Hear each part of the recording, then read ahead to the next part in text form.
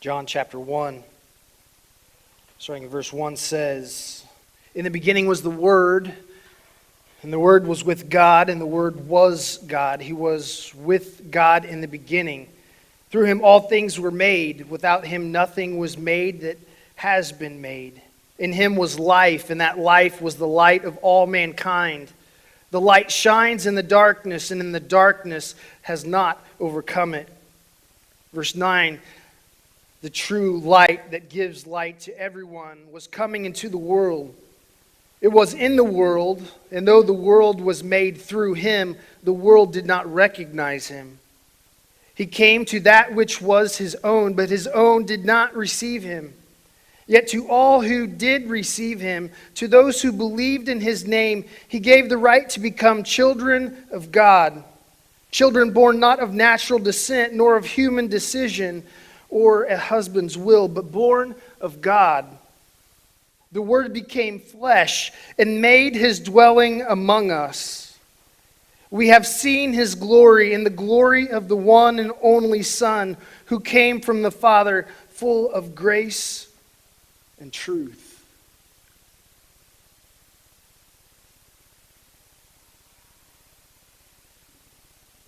It says that the Word became flesh and made its dwelling among us. So we're looking at this series, Man, Myth, Messiah. So which one is it? Is it possibly more than one of them? Is it possible that we made a Messiah out of a myth? Which one is it? Some of us actually do have this struggle. For some of us, we believe that God was who he says he was simply because our parents told us.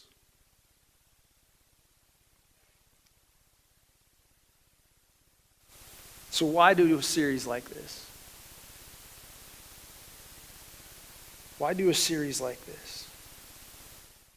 I want to share a quick story with you that tells you a little more why we do a series like this. Officer Mark had pulled over a man who had been swerving from one side of the road to the other, which is typical of a guy who's driving drunk. So he pulls him over. Officer Mike goes up to the driver's side window, and as the driver rolls the window down, Officer Mark is kind of like overwhelmed with the smell of alcohol that is coming out of the car. So Officer Mike asked the driver, "Please get out of your vehicle." He wanted to put him through some sobriety tests. So as the man got out, you could tell that he was very angry. He started to be a little bit defiant. And so Officer Mark decided, I need to do a pat down. So he asks the gentleman to turn around so that he could perform the pat down. But he began to be even more defiant. And so Officer Mark asks him one more time, "Please turn around." The gentleman turns around. He starts to move very slowly. But you see, what Officer Mark did not realize was this man had just been released from state prison. He had a long arrest record, and he also had a gun in his waistband. So as he began to turn around towards Officer Mark, he drew the gun and quickly pointed it at the officer. So from the very beginning of the police academy, Officer Mark had been trained, wear your vest. He had always had that drilled into his head from day one. Make sure you always have your vest on. And he remembered that day. He'd even seen a demonstration of what the vest was meant to do. And he had actually seen it take place, and they revealed to him, they show him, this is what it's supposed to do. But you see, for Officer Mark that day, he had a transformation in his thinking that took place. You see, prior to that moment, Officer Mark had always had a belief that his vest would protect him. But you see, that day, Officer Mark learned that he now had a belief in the vest protecting him.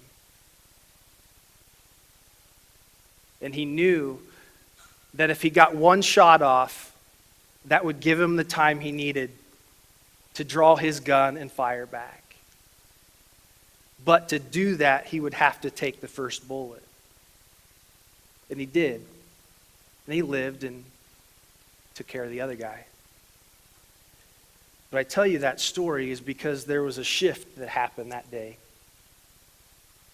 He went from believing that something was real to believing in it being real.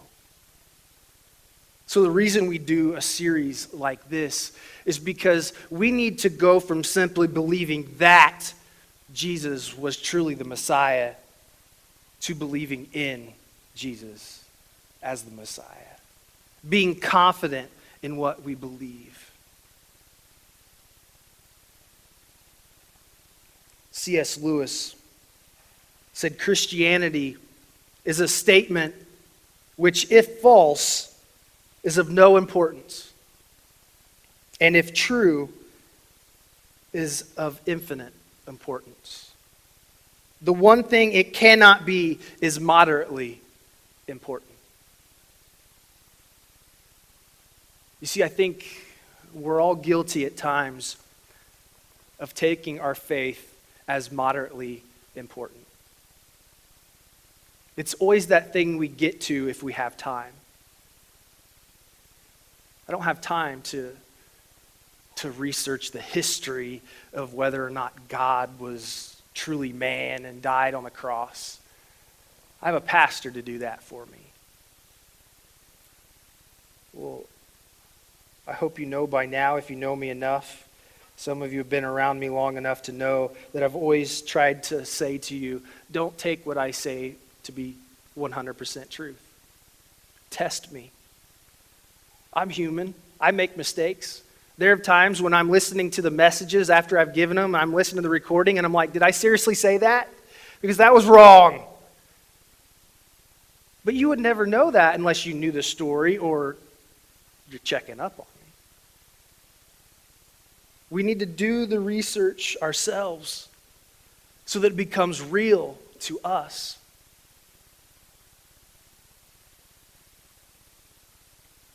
So we start with today with an important question. Last week we looked at the Gospels.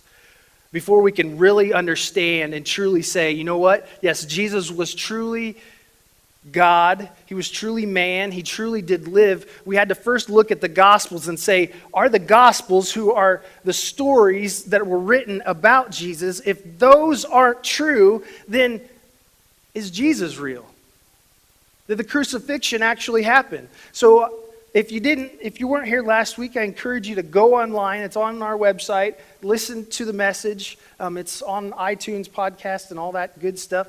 Listen to it, and you'll get all of that great information, and then you'll realize what in the world I'm talking about today. So we asked the first question: did Jesus really exist? Did he really exist? Up until the last few years, historians have virtually agreed that Jesus did exist. But it's been in the recent years with the rise of atheism that it has begun to be questioned whether or not Jesus truly was a man that walked on this earth. Some believe he was a fictional character. Karl Marx, he is a German communist philosopher, economist, and sociologist. He was a strong promoter and said that Jesus never existed. How many of you are familiar with the book and the movie The Da Vinci Code? Anybody? That was written by a man named Richard Dawkins, and he is actually a very prominent atheist. And he wrote the book simply as him saying, this is what happened, and not the actual story of the Bible. Which is interesting because Richard Dawkins is not a historian at all. He's a scientist that has a theory. But he tries to be a historian with all the facts, but he doesn't actually use the facts. He uses what he thinks actually happened. But it was a good book, though, but it's besides the point. Here's the thing. What I've realized, I asked Jennifer the other night, I said, so why is it that people let the pastor just tell them the evidence? Why don't we as Christians make the effort to look into what we believe? Why do we take it for face value when we're told something and then we end up believing it? Okay, one, let me say, I realize there's automatically a faith component to all of this.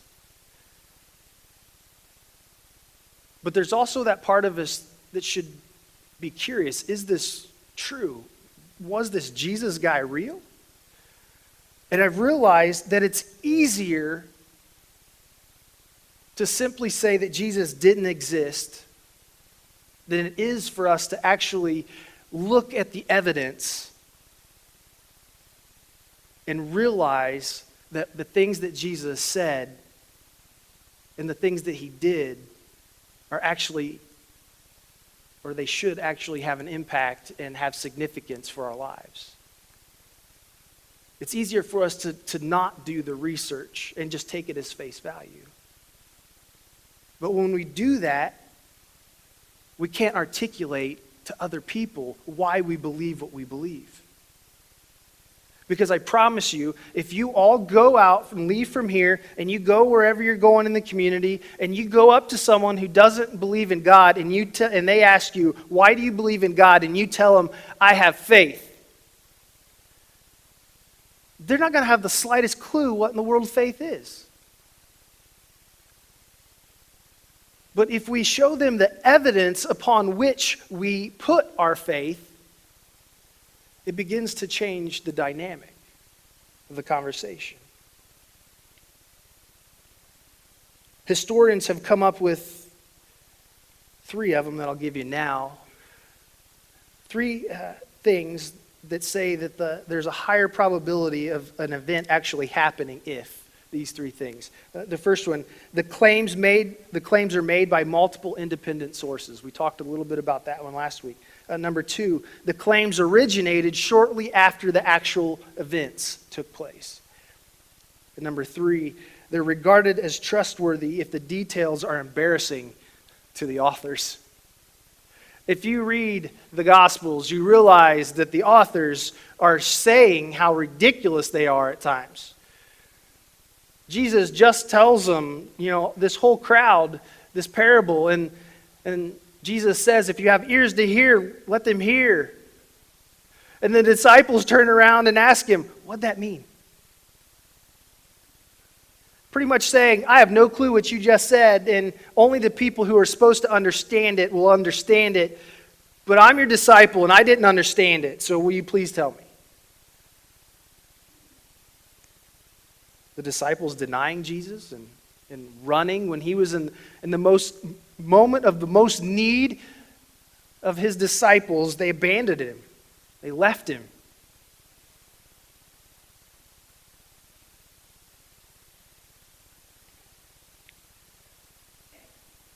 Jesus, his disciples, you see, typically there were others before Jesus that claimed to be the Messiah.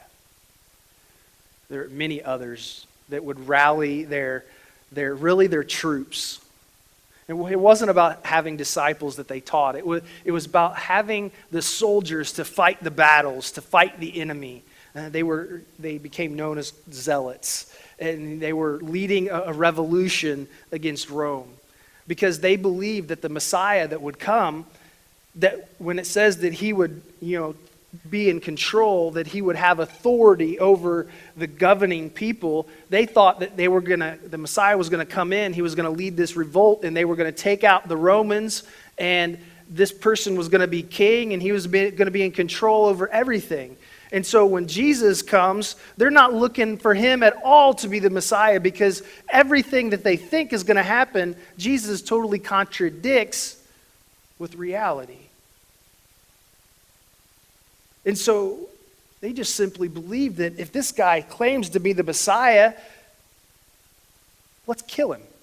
Because if we kill him, then all of his people are just going to disperse. They're going to find another leader to get behind and support. And that's typically what happened.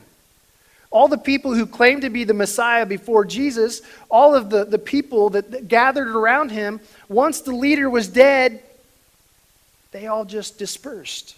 And you didn't hear any more about their movement.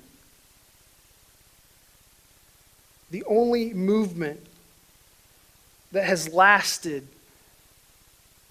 since its beginning from one who claimed to be the Messiah was Jesus. Was the movement of Jesus Christ. Many of Jesus' followers would eventually be put to death rather than deny that he lived, died, and rose again. What could people possibly have gained from fabricating a teaching that included loving your enemies and the greatest among you will be your servant? I haven't heard any of that coming from our presidential candidates lately. No, because it's totally contrary. Why would they have put that? Why would they have written that if they didn't believe it? The religious leaders certainly would not have fabricated a character that called them out for their hypocrisy. It definitely wouldn't have been the Roman rulers who wrote the story, because they would have had nothing to do with anything that would have questioned their authority. And that's ultimately what Jesus did to be crucified. He questioned the authority of the Roman rulers. He didn't question the authority. He claimed to be the king of the Jews. And anyone who was king other than the ruling Romans was considered to be leading an insurrection, and that person had to be put to death.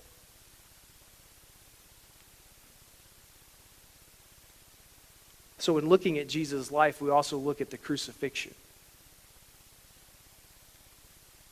Albert Schweitzer says this. He says, Jesus of Nazareth, who came forward publicly as the Messiah, who preached the ethic of the kingdom of God, who founded the kingdom of heaven upon earth, and died to give his work its final consecration, never existed.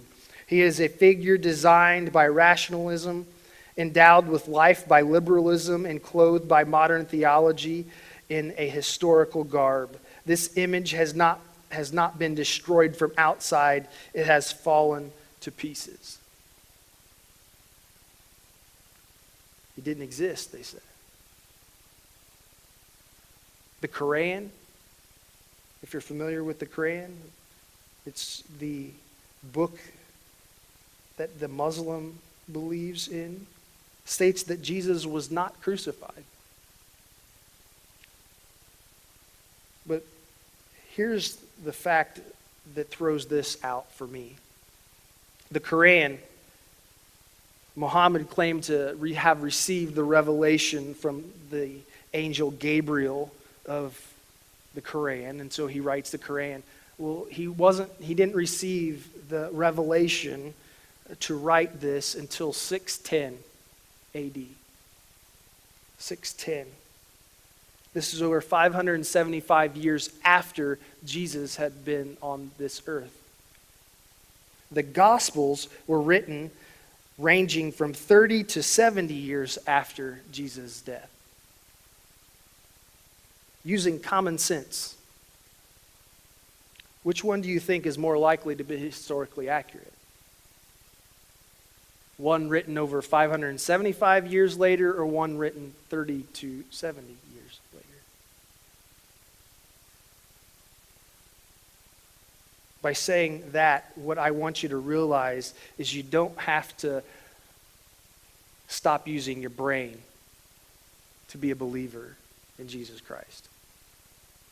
It's not a matter of shutting off that rational side of you. It's not about not understanding the evidence, because the evidence is there to support your belief. I think God knew that we were going to be challenged, that the crucifixion was going to be challenged, wasn't real. And Paul writes in 1 Corinthians 1:18, he said, "For the message of the cross is foolishness to those who are perishing, but to us who are being saved, it is the power of God." To some, it won't make sense. But those to whom it does make sense, it has a whole new meaning. It's not just simply a fact. It's not simply a belief that it happened. It's a belief in it happening, in it being true. Matthew, Mark, Luke, and John, all four Gospels give testimony to the event of Jesus' crucifixion. Not only do all four Gospels report it, but virtually all church writings are filled with the references to the event. Evidence to Jesus' crucifixion is even recorded by historians and writers who are not associated with the Christian cause at all.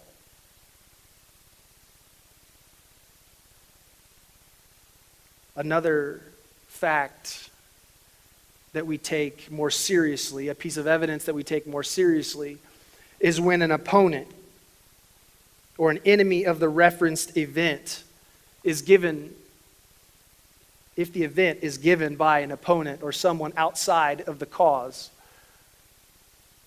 references that event, we believe it to be more authentic.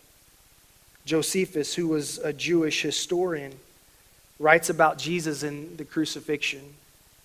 Lucian, or another Roman historian, also writes about these things. Tacitus, he was regarded as the greatest Roman historian and acknowledged among scholars for his moral integrity and his essential goodness. And this is what he writes. He says, consequently, before I get there, let me give you a little bit back. Before he writes this, what he's writing about, and you'll see when I read the first line here, Rome has just burned for 6 days. And Nero, who was the emperor, it was his fault. And he didn't want to get blamed for it, so what he does is he blames the Christians because he doesn't like the Christians, and so he takes it out on them because ultimately he wants to eradicate all of the Christians. So this is what his historian reports. Consequently, to get rid of the report, Nero fastened the guilt and inflicted the most exquisite tortures on a class hated for their abominations called Christians by the populace. Christus, or Christ, from whom the name had its origin, suffered the extreme penalty during the reign of Tiberius at the hands of one of our procurators, Pontius Pilate. And a most mischievous superstition, thus checked for the moment, again broke out, not only in Judea, the first source of the evil, but even in Rome, where all things hideous and shameful from every part of the world find their center and become popular. One of the greatest historians writes that Jesus existed. Not only did he exist, but he was crucified. Because under Roman law, that was the most torture that you could be put through, was to be crucified. And it also tells us that he was crucified during the reign of Tiberius, but under the authority of Pontius Pilate. It says that for a while, things got a little quieter. But it all started in Judea, but after a little bit of time, it began to spring up everywhere, not just where it originated. He calls it a mischievous superstition. It isn't just these three historians either. There are more than 15 more ancient historians that we have the writings of that affirm that Jesus lived and that he truly was crucified. On a continuum of historical probability, Jesus' crucifixion under Pontius Pilate is the most certain of claims that we have related to Jesus. Because it involved the Romans. And the Romans loved to record everything.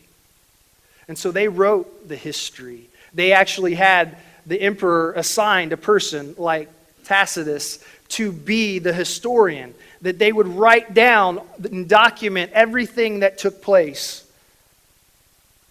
We have these documents that affirm to us that Jesus lived, that he was truly a real person, that he did die a death by crucifixion.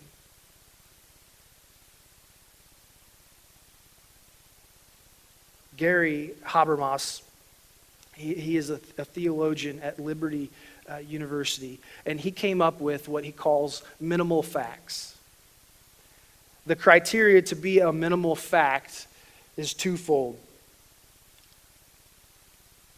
That the events are so strongly evidenced that the historian can fairly regard them as historical facts.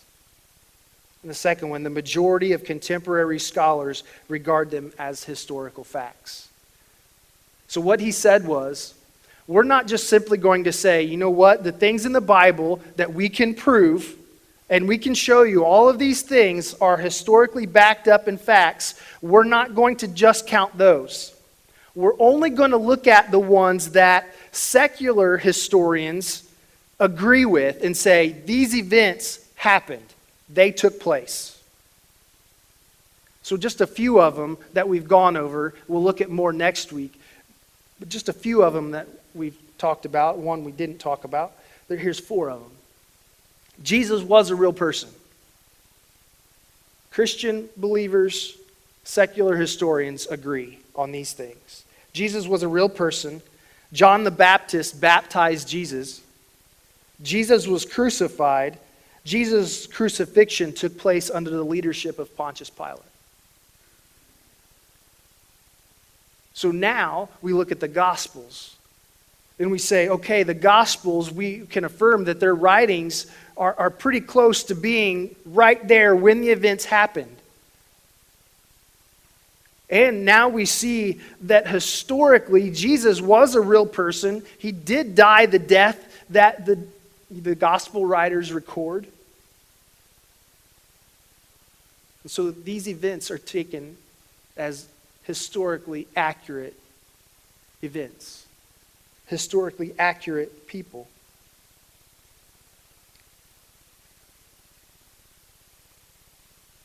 I say all of this to ask this question.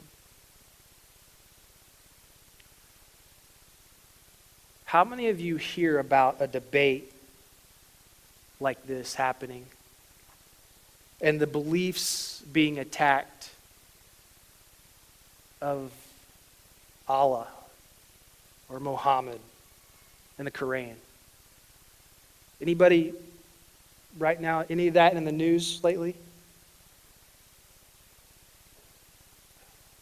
What about Buddha and Buddhism? Anybody? What about the many gods of the Hindus? Nothing, right? Why? I'll tell you why. A few reasons why. Their religions cannot be backed up. Nothing in history supports their faith. Here's another reason. Their faith has no value. It holds no weight. There's nothing to debate. There's nothing to stand against because it's not there. I firmly believe that it takes more faith to be a non-believer than it does to be a believer in Jesus Christ. So why is this so valuable? I realize that it's not always the funnest to just listen to me ramble on about some historical events and facts and just throwing out a bunch of stuff. In a couple weeks, we'll talk about why we're really getting to the point. Next week, we'll look at the resurrection. Was it true? Because here's the thing to remember.